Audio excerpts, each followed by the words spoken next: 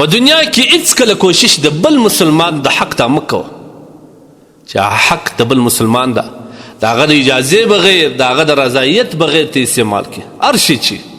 ولو که د پښو چپل د تا ته حلال نه دي چې ته د بل مسلمان دا استعمال کړي د مسلمان د حق څخه ځان وساته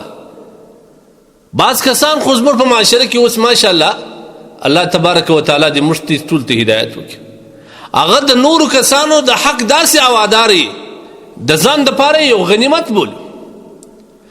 د دې دپاره پورونه کوي یوارې ظاهري اعتماد جوړ کړي بیا د بل مسلمان پیسې پسې وزغلي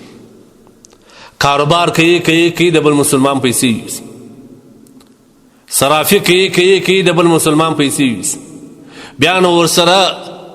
خلق پیدا کړي بیا فیصلې ورباندې کړي هغه لک روپۍ پر باندې هغه په 100,000 فیصله وکړي دا آیا په دې سره تا ته د بل مسلمان حق حلالېږي ای د الله بنده دا دنیا څومره عرضي ده دا دنیا په دې عرض چې ته د الله تبارک وتعالی د بندگانو حق وخوري او د قیامت په ورځ ستا د اعمالو څخه الله ورکړي چاته ډېرې څوک په خوشحاله کوې څوک په مړې هغه کسان چې ته په خوشحاله کوې په دې پیسو هغه کسان چې ته په بل په پیسو یې مړې هغه کسان چې ته د بل په پیسو باندې پټوې جامې ورباندې اغوندې عیاشي ورباندې کوې دغه کسان به د قیامت په ورځ د الله په حضور کې ستا رسوایي غواړي او الله ته وایي چې خدای پاک جل جلاله دا کس په موږ باندې دا کار کوي د خدای بنده ولې دومره جرأتمن یې چې د بل دپاره خپل ځان په هلاکت کې اچوي موږ وینو په دغه معاملاتو کې دا خلک چې موږ سره راځي پوښتنې کوي چا پور وړي چا پیسې وړي واده ښه ټلیفون پر بند کړي کاروبار یې ورسره کړي اول د واره ښه اعتماد پوخ کې پیسې ورکوي اخر په مابینځ کې چې موقع وخت راسي په یو وار باندې 40 لک روپۍ ځینې یوسي اخوارکۍ پر ډاک باندې وغورځي دا اوس ته جرأت بولې دا ته اوس موقع بولې د الله بنده د قیامت د ورځې د سختۍ حالات تا اورېدلي دي چې ستا د اعمالو څخه بیا دته ورکول کېږي دا ته اوس دا ښه سودا بولې دا تا ښه سودا وکړه په قیامت په ورځ په 1 میلیون باندې یوه نیکي نه پیدا کېږي لیکن ستا ټول نیک اعمال به دا کسان وړي حدیث کې راځي د ابو هریره رضی الله تعالی عنه روایت دی نبی علیه الصلوة والسلام سره صحابه ناست چې د الله رسول پوښتنه کوي وایي مفلس پیژنې مفلس څوک دی صحابه یا رسول الله موږ خو په دنیا کې مفلس دې ته وایو چې پیسې نه لري درهم نه لري دینار نه لري الله رسول صلی الله علیه وسلم المفلس تا نه دی مفلس هغه دی چې د قیامت په ورځ د الله حضور ته ولاړ سي هلته کله حساب کتاب شروع سي د نیک اعمالو تعالی ډېره لوړوي دغه پله یې ډېره لوړوي منځونه یې کړي حجونه یې کړي عمرې یې کړي رنګ نیک اعمال یې کړي تلاوتونه یې کړي ذکر اذکار یې کړي د مسلمان سره یې ښه کړي صدقې کړي دا ټول ده به دا خواهش چې زه به جنت اخوا څه به ده ته پورې وړي راست چې الله په دنیا کې دې کس ما څه دونې پیسې وړي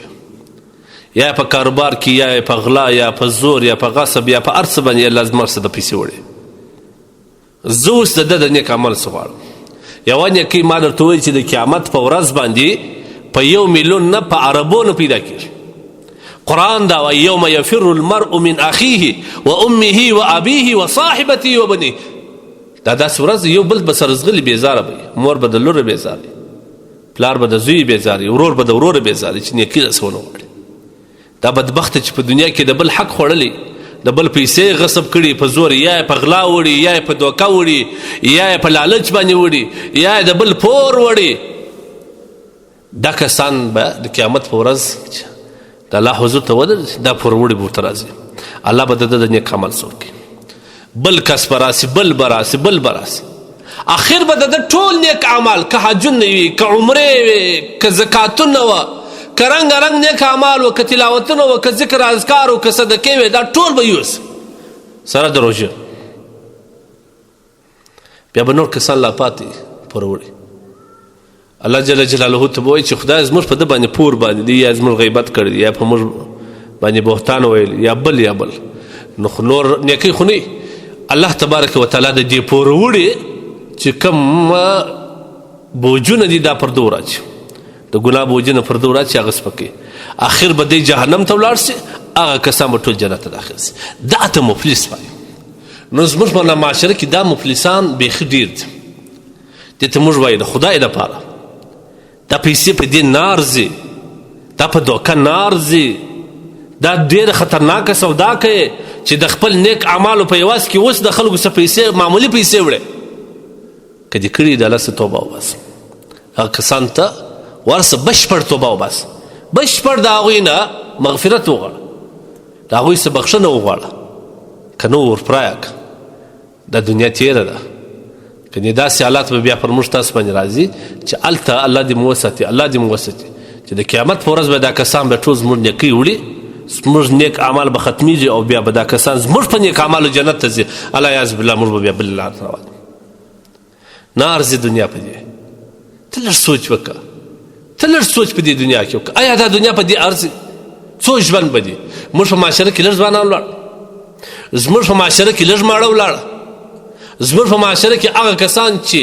په ټوله نړۍ کې د هغه نوم په سرمایهدارانو کې وتلي هغه کسان پاته دي که ولاړه هغه طاقتور قومونه ولاړه که پاته دي ما ورته به هم داسې ولې د آخرت بوج درنه دا دنیا خو د دې دپاره چې د آخرت بوج سپک کړي سپک خو څه کوي د آخرت دپاره ګټې یوسي بوج نه یوسي